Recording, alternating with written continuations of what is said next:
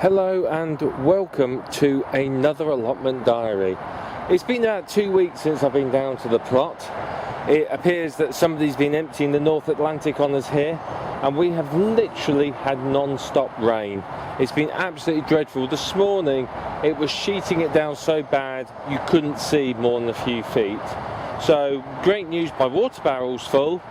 Bad news, I've not managed to get to the plot. But the plot has really enjoyed itself with my absence and the rain. So let's have a look around. The potatoes in the bags are doing absolutely wonderfully. I am so pleased with these. And you can see there, they're just starting to die back a little on that one. That one's okay. And over there again, you can see the one on the left is starting to die back a little bit. The one on the right isn't yet. Now the one on the left there and the other one just behind us here, they were both planted much earlier, so those two would naturally be ready first. They're all first early potatoes, by the way. So I've been very busy planting as well in between rain showers. The sweet corn is coming up very nicely. It's starting to do quite well, but I planted some jack-o'-lantern pumpkins here at its base, and you can see here that they're starting to set flowers already. These I've kept at home, and I've literally just brought them down today. So I'm aiming to train these away and across the weedy area there. Over here we've got a few leeks that were left over from the leek bed. There's a couple of sweet peas which frankly don't seem to be doing much at all, and then there's two courgette plants there which I'm hoping will grow upwards for me and train themselves up there. This bed over here is for the kids, and frankly I don't know what's growing in here anymore. There seems to be various plants which I think could be seeds because they're roughly in the rows that they planted them in. So I'm basically waiting for a lot of the stuff in here to grow so I can see what it is. There's beetroot there, and I think there's some carrots there. Again, sweet peas around the outside, and then over here we've got some sunflowers which are just growing up poles to get them started. One thing I have had in this bed is an absolute outbreak of these mushrooms, fungus, whatever they might be. There's been an awful lot of them, and all I can assume is that they have come in on the manure. So this bed was absolutely full with them. I have removed most of them, but obviously I've left a few. The wildflower bed, it's wildflowering. I put some sweet peas around the outside, and then some sunflowers as well, because frankly I had so many of them I didn't know what the blooming heck to do with them. So I've just put them in there just really as somewhere for them to go. And there's one of these dandelions that's everywhere. So over here the runner beans are starting to climb up the poles. You can see they're getting quite high. So again, very pleased with those. These were very much touch and go. They were initially being eaten partly by slugs and partly by wood pigeons, which seem to be the real bane of existence here. So my cunning plan for next year now is everything's going to be covered, so either with polytunnels, nettings or chicken wire. Because I've got raised beds, that should be pretty easy to do. Down in here I've put some butternut squashes, so again hopefully they are going to grow and spread out one in either direction. And along there I've planted some peas. For some reason I just cannot get peas to germinate this year. Normally no trouble at all. This year can't get one of the things to germinate. Over here that's the leek bed. There were some carrots in there, but the carrots appear to have vanished. I don't know whether it's just purely too wet for them or something, but they're gone. But the leeks are coming up quite nicely. The onions are doing very well, and you can see there's a couple there that appear to have fallen over in the you can just see them down there in the winds recently. There's a good sized one here. If we come down here you can see this one's doing rather nice. And this is a mixture of onions in here. There's sort of white, red, and the sort of more common yellow onion. So there's all sorts. But like I said, These ones seem to have fallen over or been knocked over. I don't know. Over here we've got the garlic. Unfortunately, as you can see, it appears to be suffering from rust. So somebody said to leave it in, but the trouble is it's almost starting to rot, and you can see that whilst sort of the garlic nodules have formed, there seem to be, the soil doesn't seem to be brilliant. So I don't quite know where the rust has come from, but look, you can see there some of the garlic and the cloves, and they do, to be fair, actually look quite nice. So yeah, I can't really grumble too much on that front, but it's just a shame they got rust. And I'm kind of in two minds whether to dig them all up or whether to leave them. I don't know whether the rust is going to spread onto anything else, but so far it doesn't appear to have done so. The rhubarb, it's doing what rhubarb does best. It's growing like wildfire. I've had some off this recently, and it's really sweetened up nicely now. It was a bit bitter to start with and a bit unpleasant, but I don't know whether it's because we've had so much rain. It's really sweetened up. It's actually quite tasty now. And this is my square foot garden. If you remember, I set this up just to experiment with square foot gardening, and it's starting to bloom, to be fair. I've put a celery in down here, got some radishes in there. I've no idea what those are because the writing's worn off the label. Parsnips are in there. There's some carrots, Swedes, turnips, there's a lettuce, French beans and broad beans, and you can see it's actually growing quite well. There's shallots in there which have gone crazy, and over in the corner there are two cucumber plants, so they're going to grow up the trellis there. So very, very pleased with these. I really must admit, it's come out well. Some of the stuff hasn't germinated that well, but what I'm going to do is next year I'm going to do it again, but I'm going to make the soil mix a little bit better. Over this side we've got our brassicas, and again you can see they're being chewed, unfortunately. This is meant to be a cabbage, but something somewhere is eating it. I don't know what, I don't know where. I suspect it's those damn wood pigeons. There's some radishes down there. They're absolutely delicious, and they're not too spicy, which is nice. Somewhere in here I think there's some beetroot and other stuff as well, but all these are either broccoli or Brussels sprouts, so quite looking forward to those coming up. So they're very, very nice indeed.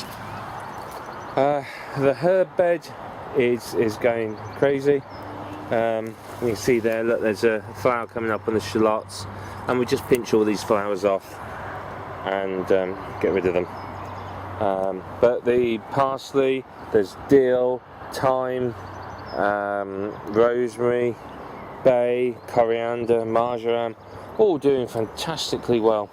So again, very, very pleased with that. This was where I planted all the seed tape, and again it's come up surprisingly well. These are all lettuces. I've left them to bolt for now. To be fair, I'm going to pull them up. These are very, very mustardy, and I'm not a big fan of real spicy type food, so unfortunately they're not particularly good for me. But for someone else, I think they'll be brilliant. That's a dock. That's meant to be carrots, but that's actually a dock. So hold on a second. Let's get that out the ground. There's no docks allowed. The problem with this bed was when it started to come up, I wasn't really sure what was what. So, to be really honest with you, I had to leave it until it was blatantly obvious what was and what wasn't plants. But you can see, I don't know what that is, but down here we've got some turnips. There you are. They're looking very nice. This is some beetroot coming up down here. and there was some radishes, and I planted some more turnips. So all in all, that experiment with seed tape has actually turned out quite nicely. It's produced a lot of plants, and to be fair, it was actually quite nice. I mean, there's a piece of rocket, very edible, very tasty. So it has worked out, but unfortunately some of the plants, they're just not things I like, so they're not much good for me. Right, let me just excuse the camera for a minute. Here you are. These are my strawberries. Look at that, loads and loads of them coming up. So I have partly netted them. I haven't had time to finish the net, but the idea is actually to keep the birds off, so that I might have a chance to get to some. I've told my daughter it's actually to keep her off so that I can have some. But strawberry bed has come up really, really well. And you know what? They are really sweet as well. When more of them are ready, I might have to spend a day down here doing nothing but eating strawberries. These are the beetroots and carrots. Now, these I grew from seed at home, brought down here and transplanted. Oh, right. Now, these carrots traditionally, you can't transplant them. Everyone says, oh no, it's a nightmare. They don't take. Every single one of these was transplanted from a big pot. So what I did with them, the way I did differently is I planted in the cell tray. I planted one, two or three seeds in each cell tray, and then when they're about sort of 2 inches high, I transplanted them in here. Almost every single one's taken. I think there's one here that hasn't. So I'm really, really pleased with that. And then this is beetroot, which was in the other half of the cell tray, and again that's grown quite nicely. So I'm hoping that will really mature soon. Behind here, let me just move again. You can see that sad excuse for a plant there. These are Brussels sprouts and they're doing wonderfully. Then we had some really, really hot weather, and I thought, I'll take the polytunnel off these. They're getting too hot and they're struggling. So I took the polytunnel off. Came back 2 days later to find this. Wood pigeons eating them all. This is why we've got to net everything on this site if you want it to survive. So it's a big investment in netting and chicken wire for me next year, just to keep my plants safe. Over in these beds are my marrows and courgettes. I've got a variety of courgettes. There's green, there's yellow, there's round, and I think there's 2 or 3 marrow plants as well. So quite a that's a round courgette. So quite a variety. I've got, most of these I started at home. A couple I bought from a shop, but most of them I started at home. For some reason, I don't know whether it's something to do with the amount the manure that I dug in. They haven't grown as big as courgettes normally do without producing flowers. So I don't know quite why that is. I don't know whether that's to do with the weather. I don't know whether it's because it's been so wet. I don't know what's causing it. Sorry, I just found some rotten strawberries. So I don't know what's been causing that, but I'm a little bit disappointed they're not as huge as they normally grow, but I suppose it's mid-June and normally they're bigger than this, but we'll see how they are towards the end of the season. But again, they're looking nice and they're growing well, and yes, the shed needs another coat of paint. That's a job for a sunny day when I've got nothing else to do, so I will get around to doing that this summer. Need to give it a good coat of paint. Also need to empty it out and replace the floor at some point, because I think the floor's rotten. Repair the roof, because where there was a window in the roof and that's leaking. I also need to repair the guttering, because the guttering looks like it's starting to fall off. So this is all problems I've inherited that need sorting out. If I bring you around here, I'll show you the guttering, and you can see it's held on with a bit of tape and goodwill. So I do need to try and fix this, and then it will all flow much better into here. But this is doing really, really nicely. I'd emptied this, and with the amount of rain, it's filled up and it's overflowing. And we won't talk about that end. That big bush there is my blackberries. I need some stakes, and then I'm going to try and encourage it to grow in a line as part of a sort of fence. But it's just out of control at the moment. I quite simply haven't got the time to get it back under control. The plum trees, they're doing well. No sign of any plums, but yeah, you know, first year I've had them. Same with the apple trees, doing nicely. They need staking this year and growing along the espaliers as well. So I'll sort that out later on. The problem with this plot, again, you're hearing a lot of this. Look at that, there he is. That's one of those things that keep attacking my plants. Sat there eyeing them up. Ugh. Scare them off in a minute. The problem with this plot is this side here, there's very, very little soil. I mean, that's where I'd like to plant my fruit trees, along there. But unfortunately, there isn't a lot of soil. I've been told that there's a road, sort of an old road running under that side of the plot, and when you dig down there's an awful lot of stone and stuff like that there, so I am inclined to believe them. So unfortunately, growing anything with deep roots on that side is just a pig, so unfortunately that's out. Now this end here, I've still not dug it over. It takes so long to clear properly even a tiny bit of this. I have marked out the path between plots, and I have got a plan for raised beds in this area, but that's going to have to be left to the autumn because I quite simply haven't got the time or the money to do that at the present moment. So what I've done is, just for now, is I've built 2 little raised beds. They're only small, filled up with some compost manure and soil. And then what the plan is I've got 1 pumpkin there, another one there. These are giant pumpkins, so these are Atlantic giants. These are going in here, and my hope is that they're going to extend along there, and they're then going to choke out a lot of the weeds and just try and cover this area, make it look like it's cultivated, keep the committee happy until such time as I can actually be bothered to do something with it. So all in all, it is, if you look that way, it's looking lovely, looking fantastic. If you look behind me at the weeds, it's not looking so good. But I am pleased with it, and you know, I've had some stuff off of it, and I've had some results. So I'm getting there, but I think honestly I underestimated how much work it was to clear this plot. Just clearing one of those raised beds properly, it took half a day. You know, they were that thick with weeds. The problem with this area here, and it was down sort of to the first 2 raised beds were the same, is it was so thick with weeds that when you dug it, you literally couldn't turn the fork. So it's been very, very hard work to do.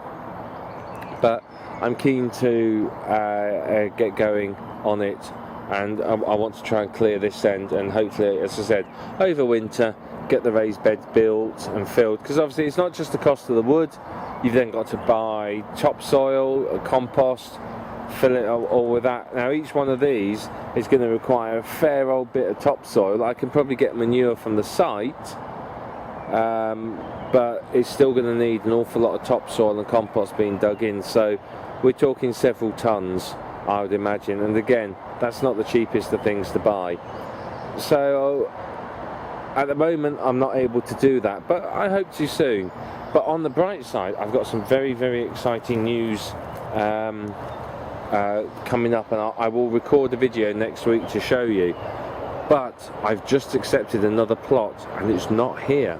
It's a big secret at the moment, but I have a plot on a rival allotment site, and frankly I cannot wait to take it on. It's a beautiful site, lovely bunch of people, it's got loads of bees, it's got chickens, and you can keep bees and chickens. So I've got 3 months to sort of sort the plot out and convince them I'm a good boy, and then I can be in consideration for a full plot when one comes up. So I'm really, really excited about that. The great thing about it it's in a lot better condition than this plot was when I took it on. There's only a few weeds, the paths are marked out, so it's literally a case of going down, bit of weed membrane, bit of bark, paths are done, dig over, so maybe a day's work and that was ready to go. Because I've got loads more of these at home, loads more squashes at home that I cannot grow here. I do not have the room or the time to clear it, whereas I could spend a day clearing the plot there at this new site, and then obviously I can get it in. So I'm really excited to show you that. It's cheaper than here, there's loads more facilities, so really I can't wait to get on there and get started and obviously share it all with you. But for now, I'm getting back on, I'm finishing this. I've got 2 celeries to put in the ground, and then I'm going home. So have a good night, and let me know how you're doing with your plot. How is it getting on? How's it looking? What are you growing? What are you harvesting at the moment? Let me know, and I will look forward to catching up with you very soon and sharing with you some more results from the plot.